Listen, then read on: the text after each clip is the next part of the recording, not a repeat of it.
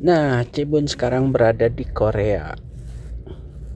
Ini anak bungsu yang sedang kuliah S2. Lalu kami pergi ke museum. Kenapa sih harus pergi ke museum? Turis mancanegara pun di berbagai negara yang Cibun kunjungi, itu mereka berkunjung ke museum dan menikmati sesuatu yang tidak ada di negaranya, ada di negara itu. Di Korea Selatan ini, khususnya di kota Chuncheon, makanan mie merupakan makanan tradisi kota Chuncheon. Namanya makguk. Mulanya Cibun bingung diajak ke sini, apa sih yang bisa kita lihat di sini?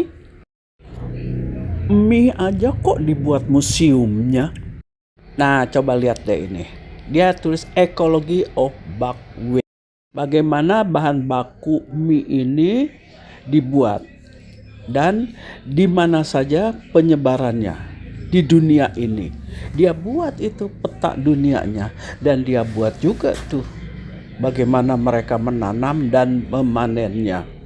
Juga diperlihatkan alat-alat panennya, alat-alat penanamannya, alat-alat pertaniannya. Diperlihatkan dan dipamerkan alat-alat tradisional sebelum menggunakan mesin modern. Museum ini hanya ada di Korea Selatan, di kota Chuncheon ini. Berikut dengan nanti ada diberikan keterampilan cara mengolah bahan baku itu menjadi mie. Ini bahan itu sudah menjadi tepung dan kita diberi kesempatan mengolah tepung itu, membenyek-benyeknya, coba merasakan bagaimana proses pembuatan mie yang kita buat sendiri. Nah, kemudian setelah tepungnya cukup kalis, lalu dimasukkan ke alat pencetak mie dan itu memerlukan tenaga. Setelah dia bermunculan, lalu disiram air dingin. Semudah itu kan bikinnya. Lalu mulai deh dipakein bumbu macam-macam dan diaduk. Itu diaduk pakai tangan, tapi pakai sarung tangan ya, biar bersih. Kan asik pergi ke museum, bukan tempat barang kuno. Tapi makanan ini sudah kita tahu juga sejarahnya. Lalu kita buat sendiri, diberi bumbu dan macam-macam, kita juga makan hasil olahannya. Sekarang ini di apa itu? Didinginin ya, supaya terpisah. Nah, pisah-pisah supaya terpisah-pisah.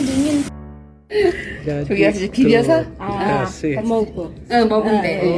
Boleh terus dimakan. Iya, habis diisinya boleh makan. Iya. Oh, udah kuahnya? Oh, nggak pakai kuah. Kita langsung makannya.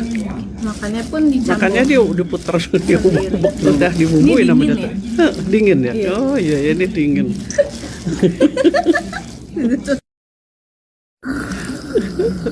Lagi Makannya? makannya pakai tangan juga ya? Makannya pakai tangan juga nggak? Nggak pakai sumpit. Pakai sumpit sih kita makan.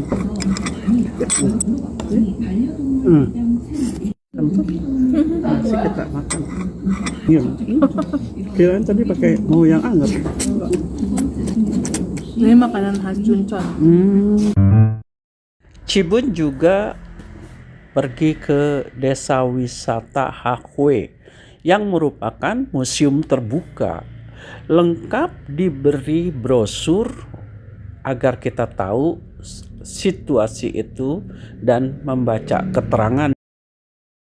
Killing. Hahue. Hahue yang dulunya sebenarnya ini pemiliknya seorang terpelajar. Ini museum terbuka di desa Hahue. Kita bisa lihat itu. Rumah tradisional yang beratapkan injuk. Baru lihat Her Majesty. Iya tuh, April 21 April. Hari Kartini. Dia Ulang ulang tahun tahun dia ke-73. Makanya dirayakan dengan seperti itu tuh. Jamuannya. Oh, ini jamuannya. Banyak banget. Jadi kayak Sampai dibuatkan patungnya ya. terus kan khas ini. Ya. Ini ininya. Kan kalau di sini itu kalau harapan itu kayak bisa diukir namanya di atap. Nah, ini nama dia nih Elizabeth di atapnya. Nah, hanya di museum yang kita bisa lihat bagaimana orang Korea mempunyai tradisi menuliskan harapan di genteng. Bahkan ketika Ratu Elizabeth II dari Inggris berkunjung ke Korea juga menuliskan harapannya di genteng itu. Kalau nggak berkunjung ke Museum Queen Elizabeth di desa wisata Hakwe ini, mana Cibun tahu bahwa orang Korea itu menuliskan harapannya di genteng. Bahkan Queen Elizabeth pun ikutan. Anak Cibun yang kuliah di Korea juga ya nggak pernah terpikir kalau nggak berkunjung ke sini, nggak pernah terpikirkan dan nggak mungkin nyari-nyari apa sih di Korea itu ada apa sih.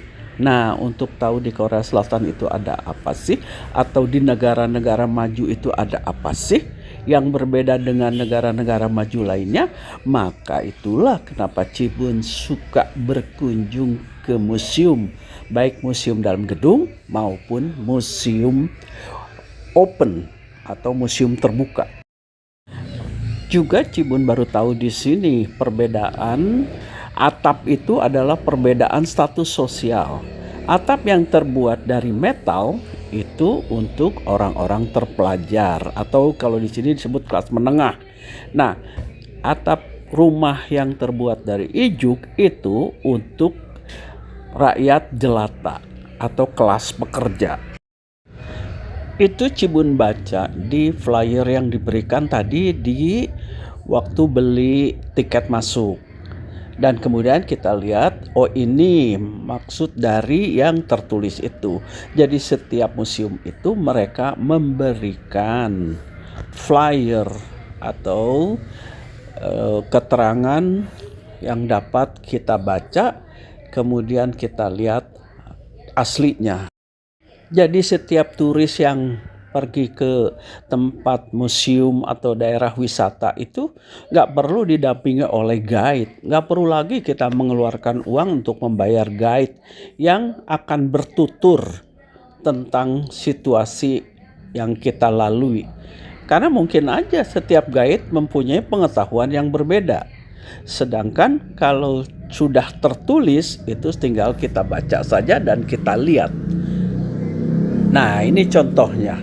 Di situ tertulis bahwa pohon ini sudah berusia 600 tahun dan dilestarikan. Pohon.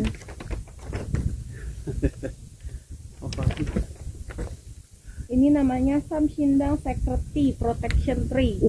Jadi pohon penjaga. Oh, pohon penjaga. Ini 600 tahun. Wow. Pohon Zelkova. Berapa? Ini Itu gedenya, lihat. Iya, 600 tahun. 600 tahun. Terus dia itu biasanya dia bisa predik childbirth, kelahiran. Tradisi menuliskan harapan masa depan selain tadi di Museum Queen Elizabeth kita lihat ditulis di atas genteng, juga di sini bisa ditulis di kertas. Nah, di sini disediakan tuh kertas dan alat tulisnya supaya kita bisa setelah menuliskan harapan kita bisa menggantungnya di sekitar pohon ini. Itu udah disiapin tempatnya. Hal seperti ini kan nggak kita temuin di Indonesia. Jadi ditulis di pipa terus diikat. Oh, diikat, tulis. Ini ada ininya, Ada kertasnya. Dikasih penanya. Habis itu tulis di sini, habis itu diikat di situ. Nanti pas upacara itu nanti dia dibakar. Oh, supaya apinya Ya, terkabul meren.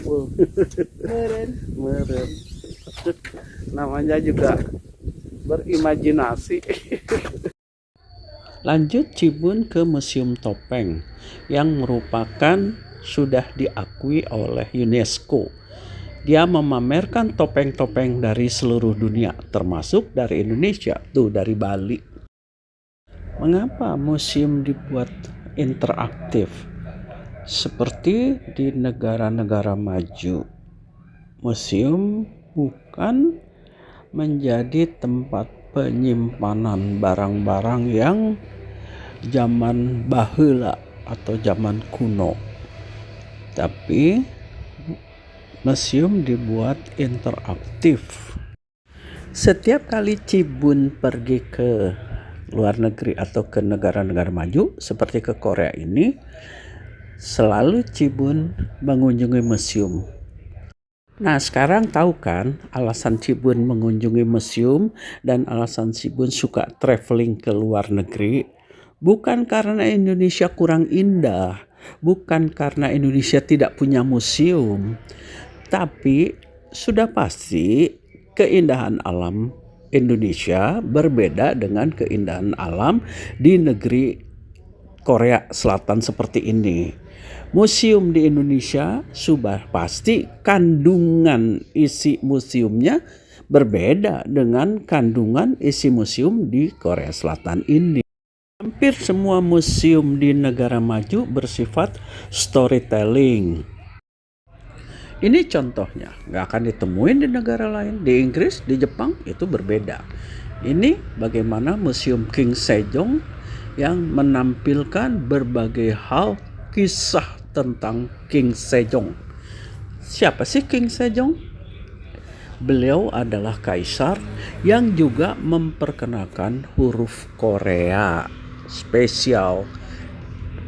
Beliau buat nih huruf-hurufnya yang berbeda dengan huruf kanji Jepang, berbeda dengan huruf kanji Mandarin. Museum yang megah ini berada di bawah jalan raya dan dibangun bukan asal-asalan, tapi dibangun secara artistik juga. Jadi orang-orang di negara maju itu menghormati para pahlawannya atau para pendahulunya, negaranya, atau dibangunnya museum seperti ini karena mereka punya dana.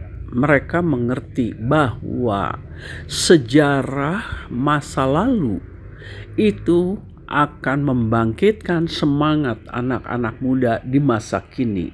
Kemudian anak-anak muda itu akan menciptakan masa depannya melebihi para leluhurnya.